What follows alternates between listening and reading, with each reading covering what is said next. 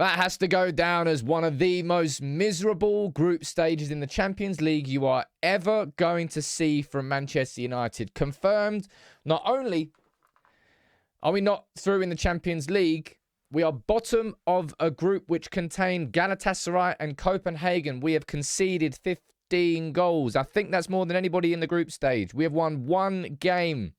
We have scored as many goals as Bayern Munich, and we have finished 12 points behind them.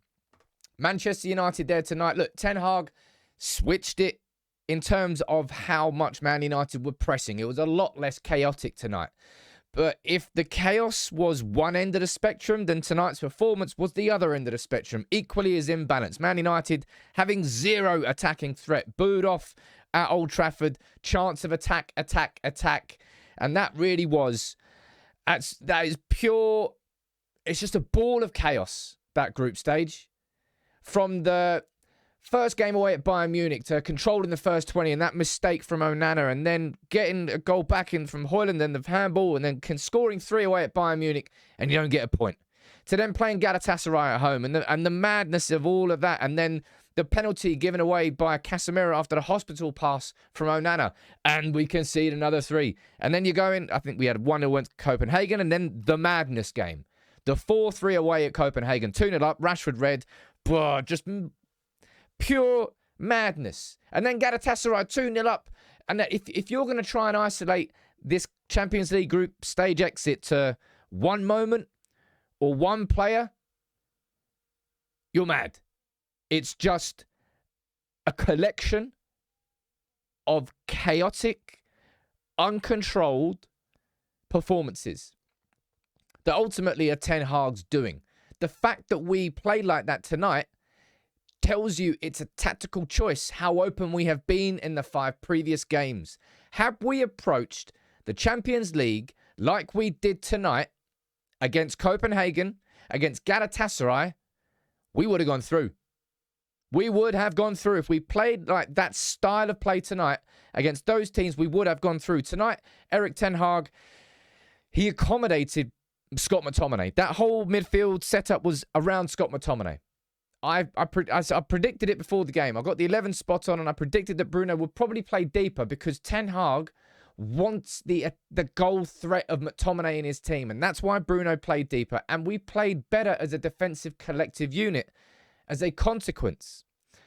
But because of that, and because Bruno was deeper, there was no connection between our midfield and our attack. So while we may have added to our defensive setup, we took away from our attacking setup. Højlund was getting bullied the entire game by Kim Min-jae and Dara Upamecano. He looked like a 20-year-old striker there tonight, didn't he? Because he is a 20-year-old striker. He was never, ever signed. We should never have been signed as a sole striker for Manchester United. He needed the experienced player alongside him. You know what? Sod that. You needed Harry Kane. Just those 2 players there tonight. You're sitting there looking at Kim Min-jae going, and you're sitting there going, what if? What could have been? And you're sitting there going with Harry Kane, you go, what if? What could have been? Manchester United massively screwed up in this transfer window. I supported the concept of Mason Mount because I saw what Ten Hag was trying to do with this team, with 2 aggressive number 8s. But the weaknesses that we had in our defence the whole way through that group stage. Can I go back there and say that we have conceded 15 goals in the group stage? I believe that's a record for an English team. We are bottom of the group. There is no European football. And I'll be totally honest, if I'm going to try and pull out a silver lining for tonight, and I'm scraping the barrel here, that's the silver lining. I don't care what you say about the Europa League. I do not care. Man United, with our current squad and the way that we're just dropping like flies. Tonight, it was Maguire and Shaw. I'll speak about that later. But playing once a week will kind of suit this team at this point in time. You know what? We would have got steamrolled through in the round of 16 anyway. But it didn't even matter because Copenhagen won tonight. But Ten Hag went from that open chaos to sort of, we played within ourselves. And Bayern, of course they played within themselves. They were through. They didn't need to do anything untoward. Didn't have to stretch. But did we have Bruno Fernandes had a chance early in the second half. Really good cutback from Wan-Bissaka. But the group stage exit there was not because of that game tonight against Bayern Munich. It's because of everything that has come before it. In particular, if I'm going to pick 2 games out, I'm going to pick Copenhagen away and Galatasaray away. No, you can pick plenty of others if you want to. I'll be honest, you kind of sport for choice. But being 2-0 up against Copenhagen, the red card changed it. So maybe that one's even harsh. Not harsh, but still United should have been able to control that game better than conceding 2 before half-time. And then we were 3-2 up in the second half. And we needed to see out 25 minutes with 10 men. You can easily see out 25 minutes with 10 men. If you're defensively as organised as we were tonight in that first half. That's what I mean. This is just... Ten Hag tried to... It wasn't even going toe-to-toe. He just went full tilt football in Europe. And we got punished for it. And we crashed out the Champions League group stage.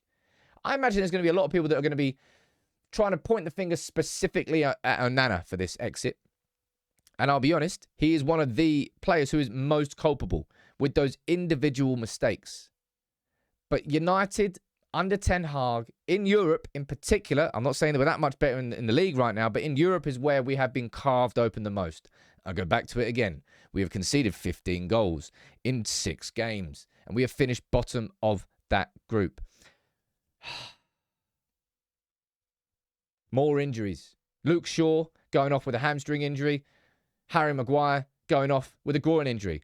So who the hell is going to play in defence against Liverpool? Are we looking at Sergio Reguilon, Johnny Evans, Rafa Varane, who looked pretty decent when he came back in, but Rafa Varane and Wan-Bissaka or Dalot? I don't know. I don't know. The subs were a bit odd in that game. Kobe Mainoo coming on for Varane, and Hannibal he's kind of been frozen out really after he kind of burst through and was one of those players that Ten Hag thought he could trust. But it's reflective of how crap we were in the group stage. We did not deserve to I'll be honest, if we got through there tonight because we won 1-0 and there was a draw out in Copenhagen, we would have snuck through that back door when nobody was looking. It wouldn't have been because we deserved to go through in that group stage. We deserved to go out. We deserved the punishment that we got. And Ten Hag will deserve the criticism that he gets. I like the fact that he looked at that game and said, you know what I need to do? I need to bring us a little bit more solidity. So that's why he played Bruno a bit deeper. But what if we're being totally honest, right? Being completely honest here, that should have been McTominay off the pitch at the start of the game. Sod the goal threat. Erik, you're playing like a manager who knows that his job is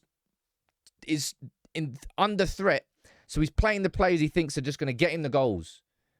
If you had played Mainoo, where Bruno was playing, in that deeper role, and played Bruno where McTominay was playing, United would have created more, and we would have been equally as defensively sound at the back. That would have been where the balance was. So Ten Hag has gone from one extreme to the other. The good thing is, because Bruno's banned against Liverpool, his hand should be forced. It should be Amrabat. It should be Mainoo. But truth be told, we're playing Liverpool away. I'm crapping my pants, and now I don't even want to think about it. But a Champions League exit that was wholly deserved by how we played in that group stage. I don't think you are ever going to witness a Champions League group stage for Manchester United in your lifetime that is more chaotic than what we just saw there. The ups and the downs and the roller coasters, not only between games, but in games. Not only in games, but first half to second half. And it was just like a heart monitor. And United are lifeless now. United are flat. It feels flat. And the fact that Old Trafford booed is reflective of a mood around the club, which is... I'm not saying hope is fading, but we're about to go into the Lions' den and we're already down on 1-0 and we've already got a bloodied nose. And they're just about to open Anfield Road Upper. It's going to be a Premier League record attendance of 57,000 at Anfield.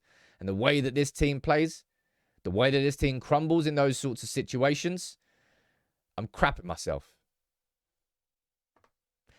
Ten Hag tried to sort of shore it up there tonight, and we did that to a certain degree, but it then went the opposite, and we were just lifeless and limp going forward. Rasmus Højlund, by the way, as I said, we saw a 20-year-old striker there tonight, and who did we have to bring on from the bench? No Martial, no Rashford. Who do we have? Joe Hugel. Injuries, Champions League exit, all in a day's work for United.